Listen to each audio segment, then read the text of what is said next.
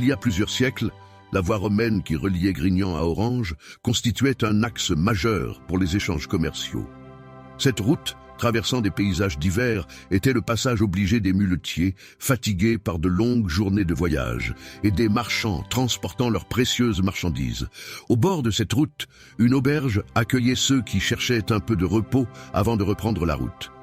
Lieu de convivialité, cet établissement était réputé pour sa chaleur et son accueil, mais une nuit, le destin en décida autrement.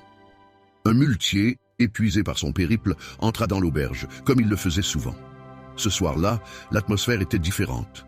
Un autre homme, connu pour son tempérament de feu et ses mauvaises actions, attendait déjà à l'intérieur.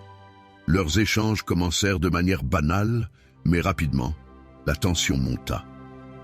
Les mots se firent plus acerbes, les menaces se multiplièrent, et dans un moment de colère, l'homme saisit un couteau. D'un geste rapide et brutal, il frappa le muletier en plein cœur. Le sang se répandit sur le sol de l'auberge, marquant à jamais cet endroit d'un sceau tragique. L'aubergiste, témoin de ce meurtre, fut pris de panique. Il savait que les compagnons du muletier ne tarderaient pas à venger son collègue, et la violence risquait de se retourner contre lui. Craintif, il prit la décision de fuir, abandonnant son auberge, sa maison, et laissant derrière lui un lieu marqué par la souffrance. L'auberge se retrouva déserte, et plus jamais l'aubergiste ne revint sur ses terres.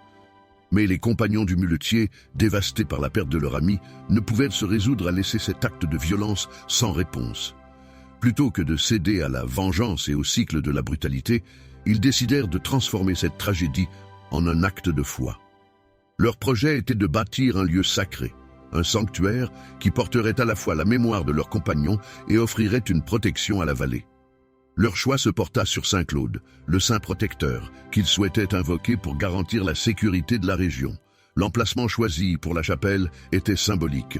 Sur une colline, à l'écart des autres habitations, l'endroit offrait une vue imprenable sur la vallée. Cette hauteur était significative. Elle représentait l'élévation spirituelle, la quête de rédemption et un appel vers les cieux pour éviter que de nouvelles tragédies ne frappent cette terre. Les compagnons se mirent à l'œuvre avec une ferveur silencieuse, portant les pierres et les matériaux nécessaires à la construction. Chaque geste, chaque coup de marteau était un acte de dévotion. Cette chapelle ne serait pas seulement un bâtiment, mais un lieu de prière et de méditation, un vœu lancé vers les cieux pour la paix éternelle.